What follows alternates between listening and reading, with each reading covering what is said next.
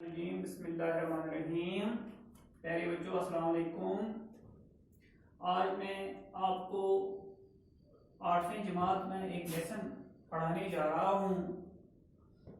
اس lesson کا نام ہے نوبل انعام کی کہانی. یہ جو نوبل پرائز انعام ہے یہ دنیا کا سب سے بڑا اعزاز ہے. نوبل پرائز سویڈن کے رہنے والے ڈاکٹر ایلفرڈ کے نام سے ہر سال دیا جاتا ہے. یہ پرت وری دن سویڈن ڈاکٹر ایلفرڈ اس ناوس پہ یہ انعام ادبس مز دن سائنسس مز دن عالمی امن یا اقتصادیات کن شعبن مز اصل کارکردگی کرم ان یہ نوبل پرائز انعام دن.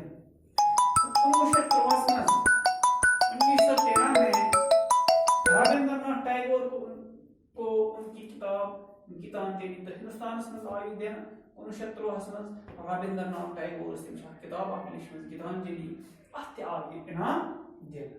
فزکس میں یہ انعام سی وی رمن کو دیا گیا تھا. بیاکھ ہندوستان کو سائنسدان سی وی رمن امس تہ آئی نوبل پرائز انعام دن.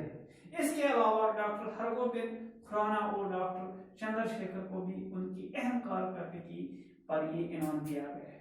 مدر ٹیریسا کو بھی ان کی غیر معمولی خدمات پر اس انعام سے نوازا گیا ہے.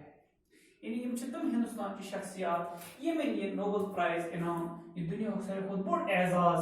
ات اعزاز مز کیا تقریباً 15 لچھ روپیہ آسان وچن پونسن سوال دنیا مز ساروی کھوتہ بوڑ انعام آمت مقرر کرنا تو یہ دن. اتھے کن 1998 مز آو امریتا سین کو اقتصادیات کے شعبے میں اہم کارکردگی پر یہ انعام دیا گیا ہے. ایلفرڈ نوبل جن کے نام پر یہ انعام دیا جاتا ہے سویڈن کے دارالخلافہ اسٹاک ہوم میں 21 اکتوبر 1833 میں پیدا ہوئے. ایلفرڈ کے والد ایک تجارت پیشہ شخص تھے. مول تجارت کران کاروبار کران لیکن وہ ایلفرڈ کی پیدائش کے وقت دیوالیہ ہو گئے تھے. ایلفرڈ کی عمر 9 برس کی تھی تو ان کے گھر والے مفلسی سے تنگ آ کر سینٹ پیٹرز برگ ہجرت کر گئے. تب یہ شہر روس کا دارالسلطنت تھا. گھر کے مالی حالات بہتر ہونے پر ایلفرڈ تعلیم حاصل کرنے کے لیے باہر چلے گئے. وہ یورپ کے کئی ملکوں میں گئے اور بہت سی زبانیں سیکھیں.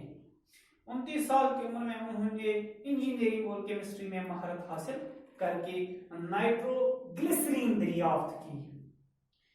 1967 میں نائٹرو گلیسرین کی ملاوٹ سے ڈائنامائٹ ایجاد کیا.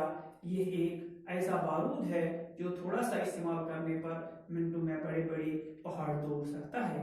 ایلفرڈ نے اس خطرناک قسم کے بارود کو ایک جگہ سے دوسری جگہ بحفاظت لے جانے کا طریقہ بھی ڈھونڈ نکالا.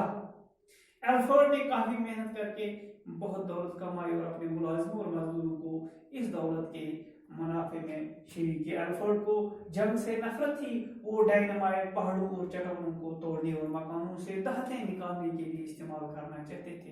تمس اوس مقصد کہ آج بناؤ اس بارود. ایلفرڈ جس لڑکی سے شادی کرنا چاہتے تھے کسی وجہ سے ان کی موت ہو گئی. یا سمس محبت اور حکومت سمائی اس سے ایلفرڈ کو بہت صدمہ پہنچا اور انہوں نے اپنی ساری دولت نیک کاموں کے لیے وقف کی. ساری دولت بنی کر نیک کاموں خاطر انہوں نے تمام عمر شادی نہیں اور یہ وصیت کی کہ ان کی آمدنی ہر سال انعامات پر خرچ کرو. سمجھ اسی ایلفرڈ نوبل پرائز دن چونکہ خاندر محبت کران یہ گزرائے تو خاندر تھوڑی وصیت کر میری آمدنی گھس پریت سال وہی انعام کے صورت میں. اسی انعام کا نام نوبل پرائز رکھا گیا. وہ تو سمجھ جو ہر سال اس انسان کو دیا جاتا ہے جس نے انسانیت کی بقا کی خاطر کچھ کام کیا.